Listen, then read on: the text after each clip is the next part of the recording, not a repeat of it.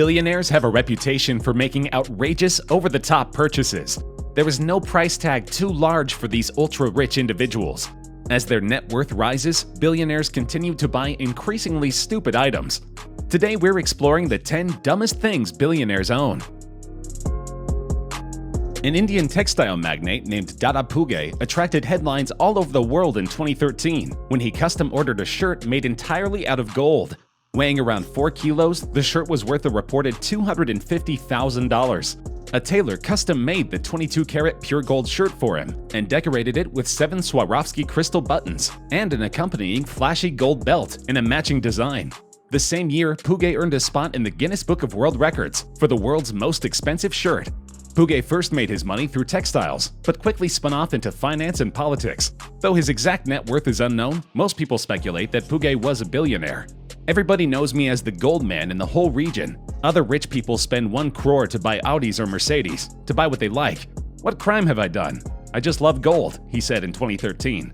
Gold has always been my passion since a young age. I've always worn gold as jewelry in the form of bracelets, rings, and chains, he added. Tragically, Puge's opulence proved to be his downfall. In 2016, robbers, who were friends of the family, stole numerous gold watches and jewelry from his house and took his life in the process. Most people love their pets and dote on them with treats and affection, but few people would opt to pay an unbelievable $3.2 million for a single dog collar. Manufactured by a company appropriately called I Love Dog Diamonds Company, the collar takes 12 weeks to make. Critics point out that a dog doesn't care how expensive their collar is, and the money would be better spent on animal welfare projects or a charity. And apparently the public is mostly in agreement. I Love Dog Diamonds Company reports that there is virtually no demand for their exorbitant collar, which is made of 1,600 diamonds weighing 52 carats set in 18 carats of white gold. They offer a more economically priced collar with 600 hand-set diamonds and an 8.5 carat sapphire. But both of these products pale in comparison to a $4.5 million dog tiara, which was debuted at a Hong Kong dog show in 2009. This proves that billionaires are willing to spend anything to show their love for their pets. When we need a new cell phone, even $1,000 seems expensive for the newest product from Apple or Samsung. But this isn't even a fraction of the world's most expensive phone. The Black Diamond iPhone 5 functions exactly like a normal iPhone, except for it's coated in gold and diamonds, bringing its total cost to more than $15 million. Apparently, it took 9 weeks to recreate the chassis of the iPhone 5 in solid gold, and the complete handset has been finished by hand. The single, flawless, deep-cut black diamond weighs in at 26 carats and aptly replaces the home button of the smartphone. The chassis is inlaid with approximately 600 white diamonds, with full gold dressing on the back. It has about 135 grams of 24-karat gold and a sapphire glass set on the screen. The back also has the Apple logo, showing off 53 flawless diamonds. Needless to say, it's a statement piece for an ultra-rich buyer with no eye for subtlety. Because it has no advanced functionality beyond a normal iPhone, sales were poor, and manufacturer Stuart Hughes was forced to scrap future editions. Mukesh Ambani is a veritable poster child for irresponsible wealth. The mogul is the richest man in India, with a net worth of over $50 billion. Rather than aiding the extreme poverty in his home country, Ambani opts to live an opulent and flashy lifestyle. Nothing is more ostentatious than Ambani's $2 billion personal skyscraper and home, Antilla. The 27-story house has 600 full-time staff to keep everything in working order. Shockingly, the house is only intended for Indian billionaire Mukesh Ambani and his family of 5, with all the additional space meant to accommodate luxuries for their enjoyment. It is also placed in one of the poorest slums in Mumbai, stoking controversy over its cost and wastefulness, while Indian citizens starve mere feet away. There are 3 helipads on the roof, an entire floor dedicated to servicing Ambani's many cars, a health floor with a jacuzzi, an indoor pool, and ice room for the family to experience snow indoors, in addition to 6 separate floors just for parking. Critics call on Ambani to use his rapidly growing wealth to help the poor people, some of whom are his next-door neighbors. A Patek Philippe Grandmaster Chime 6300A set the world record for the most expensive watch in late 2019. It is the only one of its kind, and the highly mechanized watch demands a stunning $31 million price tag. The steel Grandmaster Chime went under the hammer after a 5-minute bidding war in a packed room of more than 300 people. The watch beat the previous record, set by a Daytona Rolex that once belonged to Paul Newman. That piece fetched $17.8 million in 2017. The Patek Philippe has 4 spring barrels driving 20 complications, including a Grande and Petite Sonnerie, a minute repeater, instantaneous perpetual calendar with a 4-digit year display, second time zone, day and night indicator, date indicator, month, leap year cycle, 4-digit year display, and 24-hour and minute sundial. In layman's terms, it's an extremely complicated watch, with numerous hand-designed features that add to its value. No doubt its owner will need to have ample excess money to spend on such a frivolous purchase. There are rumors of celebrities owning solid gold bathroom appliances, such as Mike Tyson's solid gold bathtub, or numerous examples of solid gold toilets. But there is a new trend among the rich and famous to construct bathrooms entirely out of solid gold.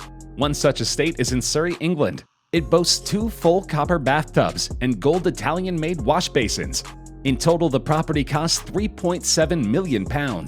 Another is the bathroom of a deluxe suite at a Dubai hotel. If you're willing to spend $9,000 a night to stay in this luxe room, you'll have access to a solid gold bathroom as well. When our hair grows too long, most people get a cheap haircut from a local barber, or for a special occasion, opt to pay a couple $100s for styling at a salon. But for the highly controversial Sultan of Brunei, a cheap haircut simply won't do. Instead, he had a stylist flown out from England for a total cost of $24,000 for a single haircut. By some estimates, the Sultan was once the richest man in the world, with a fortune of $40 billion. But that doesn't seem to justify the price of his average-looking haircut. The Times reported that Bokaya flies out his favorite barber from London, where he works at the Dorchester Hotel in Mayfair. He goes regularly, sometimes every 3 or 4 weeks. The Sultan flies him first class at a cost of about $12,000. Everything is paid for: hotel, luxury food. It's a case of just keep signing, that's all. The barber is then given an envelope with thousands of dollars in it, the Times said. Many people are critical of the Sultan for his lavish lifestyle and controversial politics, including making homosexuality a capital punishment. Considering he was the richest man in the world for many years, Bill Gates has very few flashy material possessions. But true to his nerdy roots, Gates spent millions of dollars on the world's most expensive library. The crown jewel of this library is Leonardo da Vinci's personal notebook, which he picked up in 1994 for $30.8 million. Written between the years of 1506 and 1510, the 72-page notebook provides a rare glimpse inside da Vinci's mind, complete with sketches, diagrams, and early iterations of ideas. The text is written in da Vinci's famous mirror image style, meaning that the words are supposed to be read from right to left. The words are written in an antiquated version of Italian, which requires extensive translation. Of course, Bill Gates doesn't speak this Proto-Italian language, thus he uses the book as a centerpiece of his massive library. After setting the world record for the world's most expensive book, Bill Gates has loaned the manuscript out to numerous museums in order to share it with the world. It's unsurprising that many billionaires suffer from an acute case of narcissism, and Sheikh Hamad bin Hamdan Al Nahyan is certainly no exception. He is a member of Abu Dhabi's extensive royal family and has made billions through a multitude of business ventures and inherited wealth. But when Hamad grew tired of sports cars and mansions, he bought himself an island called Futaisi and carved his name into the stone. Futaisi already has its own resort and golf course, but the massive carving of Hamad in the sand will certainly put the island on the map. Hamad conceived the idea and hired workers from Pakistan and Bangladesh to complete the project, which finished 1,000-meter-high letters stretching along 2 miles of beach on the Arabian Gulf. To ensure that the carving did not wash away with the tides, Al Nahyan dug the letters deep enough to form waterways, in effect absorbing the water instead of caving in on itself. Written in block lettering, the giant Hamad is so large and deep that it can allegedly be seen from space. Damien Hirst is one of the most successful artists in recent memory. He's reportedly the United Kingdom's richest living artist, with a net worth valued at £215 million. Death is a central theme in Hirst's works. He became famous for a series of artworks in which dead animals, including a shark, a sheep, and a cow, are preserved in formaldehyde. The best known of these was the physical impossibility of death in the mind of someone living, a 14-foot tiger shark immersed in formaldehyde in a clear display case. While Hirst is extremely wealthy, especially for a visual artist, he is not the owner of this expensive piece. In 2004, Hirst sold the physical impossibility of death in the mind of someone living to hedge fund billionaire Stephen Cohen for $8 million. Cohen is known for his eclectic tastes and owns both a stake in the New York Mets and an extensive art collection, including prized works by Picasso and Jenny Holzer.